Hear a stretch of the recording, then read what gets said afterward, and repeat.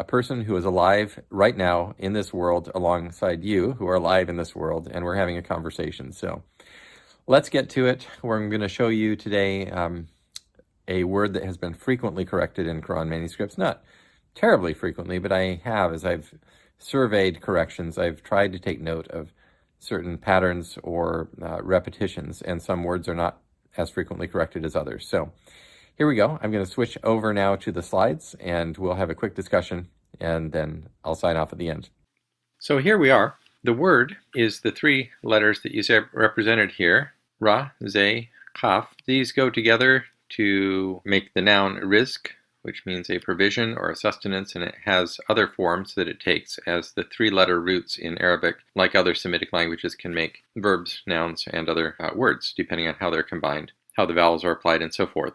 The root occurs 116 times in the Quran. And before I go into the manuscripts to show you the corrections, I want to give you a little bit of a background of the occurrences of this root in the Quran. So here are some examples. It does exist in the Quran almost entirely referring to provision coming from Allah. So here are some ways that it does so. In 30:40, it refers to Allah's provision for life. It refers in these several other verses to Allah's provision for the needs of all people by making the earth a couch, the sky a canopy, and bringing down rain to water fruit-bearing trees. It refers in a couple of verses to Allah providing for the needs of animals. It refers to Allah's provision in the future in the gardens of Eden, and that is plural in the Quran. It refers to Allah's provision for the people of Israel when Moses struck the rock in the desert, and of the manna and quails that Moses to Moses and the people of Israel in the desert, of Allah's provision of those things. And it refers to Allah's provision to Shu'aib, another Quranic prophet. It refers to Allah's provision to Mary when she was pregnant with Isa. Isa is the Islamic form of the Arabic word Yasu'a, referring to Jesus, and the Quran means to refer to Jesus when it says Isa, and in response to Isa's request for a table spread with food as a sign in another verse. It refers to the good things that Allah provides to His servants generally in several verses, particularly when they're weak and helpless, that they may give thanks to Him in verse 826, favoring some over others, giving generously to those whom He pleases, and sparingly to others. And you can see the other ways that it refers to things that Allah provides. And I can leave these. Of course, you can pause the video and look at these things. I don't think I need to read through every single one. But the main point is that it usually refers to, as you can see, things that Allah is providing. Provision for the wives of the Prophet who obey Him and do the righteous deed. Allah enlarges or restricts His provisions as He pleases in a number of verses. His command or authority over the way that He provides. Allah removes His provision from those who denied His blessings. His provision is better and more lasting than presumably those of anybody else. Of course, Allah is said to be the best provider, and the type of provision that Allah provides is of a nature that it would be impossible for anybody whom people would worship aside from Allah to give. There are a few instances of this root referring to provision from one person to another, and I'm just listing them here. And this is about it for the existence of that root in the Quran. All right, so I'm going to show you now instances of correction relating to this word, because I did find quite a number affecting this root in various places. It is a frequent word in the Quran, so maybe that is something that should be considered, like when I was talking about the word Allah, a frequently corrected word that is also frequently occurring. You should take that proportion into account. Nevertheless, I found this corrected in multiple instances. Okay, but the point to observe here is that I'm going to be showing you some instances of correction and describing them, but I want it to be clear that I'm not implying that this word is necessarily the focal point of the correction, or that it's anything more than a mistake in every single case. In some cases, I think it is, and so that's why I'm looking at them and talking about these things. But just want to clear that up so that it's evident that I'm not trying to do something that I'm not trying to do. All right, so the first instance here is in BNF Arab 341. This is in Paris, and this is a D-style script manuscript, so it's a later manuscript, probably 9th or 10th century. And there is something going on here with the kaf at the end of the word rizq. And you can see the corrected area here. I've put a little cutout of another place in the same manuscript so that you can see. When I looked at this both in photograph and I've looked at this manuscript, I believe twice in person, I just noticed that there is something, has been erased or something is going on here. But you can also tell by looking at other ways in which the letter is written in this manuscript. The D style comes at a time when the script was very regulated and very formal, and as you can see, the letter forms are quite consistent throughout. And so the tail of this Qaf is different in this one. It doesn't have that real sharp, clear edge, particularly at the leading edge there where the two parts line up. So, all right, so there's a next instance here, and this is from the Topkapi Codex, and it's folio 3R. It's from Quran 2:25, Baqarah 25, where the word refers to a provision. The thing to notice here is that I think this probably is some sort of scribal error because the letter form, the Qaf Aleph, is repeated from the word Rizqan and the word Qalu.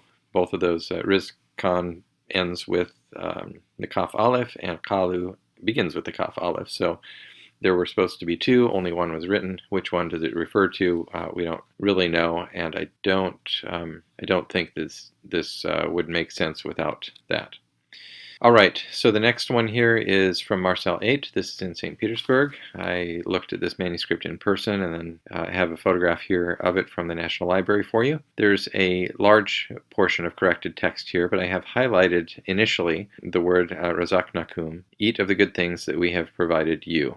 So that we have provided you is the part that I'm referring to relating to risk. However, that's just the last little portion of the corrected part here, and so the corrected portion stretches across the line above and continues onto this line with this word being the last word corrected. So I don't know if this word has anything in particular to do with the reason for this correction. It may well not, but it is there. It is part of this correction. And the other interesting thing to notice that I'm just going to point out to you here is that this looks like it has been corrected twice. The final aleph of Kulu, eat, you all eat, the plural of you should eat, eating from the goodness of that which we have provided for you. That final aleph there out in the margin appears to be written not by the person who originally corrected this manuscript. And I think you can probably see it by the form it has there.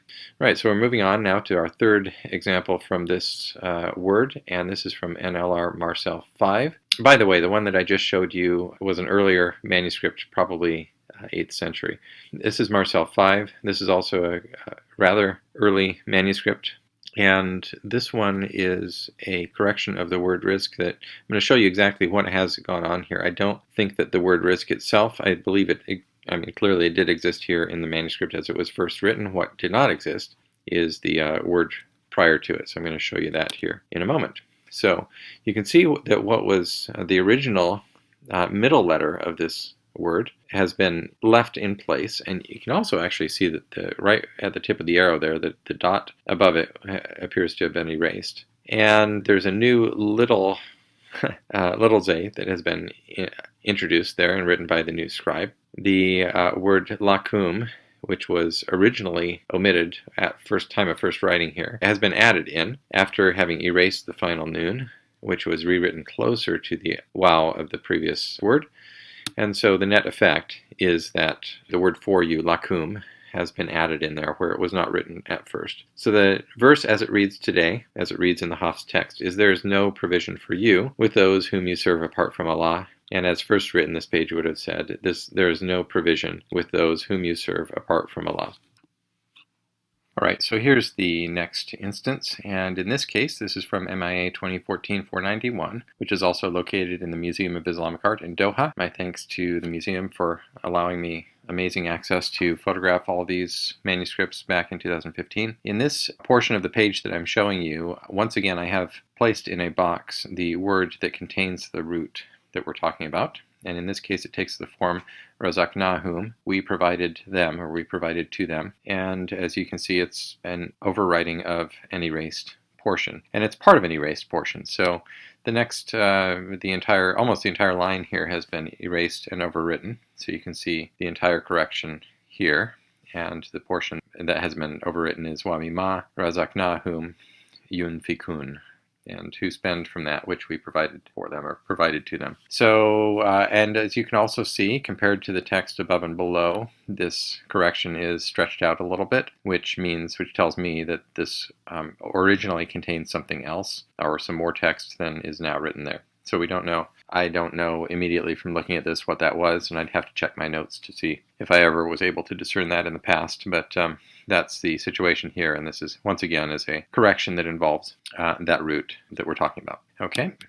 Here is the next one, and this is from the Sana Mus'haf al-Sharif. This one, by the way, is located in Sana, but it's not the Sana palimpsest. So there has been some confusion in the comments on previous videos about people thought that I was referencing the Sana palimpsest. There are many manuscripts in Sana, and this is not that one.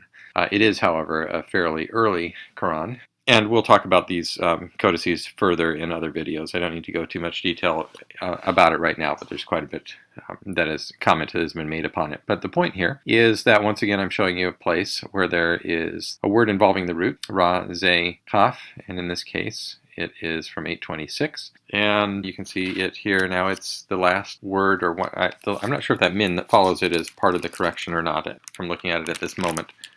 But it is clearly the latter part of this correction, and you can see that the correction actually begins toward the end of the former line. And the overwriting is written in a smaller text. It's kind of bunched in, so in contrast to the one that I just showed you previously, this one has been bunched in. So what was first written here was shorter than what is now written here, which contains more text. So that is one. Now, whether the razaqakum is one of the reasons, motivating factors for this correction, we don't know. But the interesting thing is that it's here, and then the next one is from the same codex. It is the word rizkin. In this case, that's the form that this root takes, and it's from 5157. I do not desire provision from them. Ma uridu minhum min rizkin. And so I think that what's going on in this second case is that the word min was originally left out because of the spacing. I think the second letter, the zay there, is original. And I think that what happened is the initial ra was erased and then written again over to the left a little bit in order to make room for the word min. So min rizkin instead of minhum rizkin, and whether that's viable or not is read in that particular in that exact way is not something that we need to deal with here. But I think the mechanics of it, it looks to me like that is what has happened in this case. So there we have, in the same codex, you have two corrections involving this root. All right. So, and once again, it doesn't appear that the root itself did not exist at first writing, although in the first instance we're not sure, but in this instance it was clearly there at first writing. It was just a related or associated word that appears to have been omitted and then added in. Okay, so here's the next one. We're looking at BNF Arab 340, 14R. This is in Paris, and once again, this is 30. This is Qur'an 30, verse 40, and the entire corrected portion is, well, I mean, the verse reads, Allah is He who created you, plural, and then gave you plural sustenance. Okay, that's razaqakum, who gave you sustenance. Yeah, it's pretty clear that this is the latter part, the last part of this correction. It is an erasure overwritten. I think the first part of the corrected portion is the last letter of the previous line, and the part in the English text there that is in gold color is the part, represents the part that has been that lies over the erasure. So again, is this root the cause or related to the reason for the correction? We don't know entirely what is going on here at first glance, but it is part of it. All right, the next one here is from BNF Arab 330, again in Paris.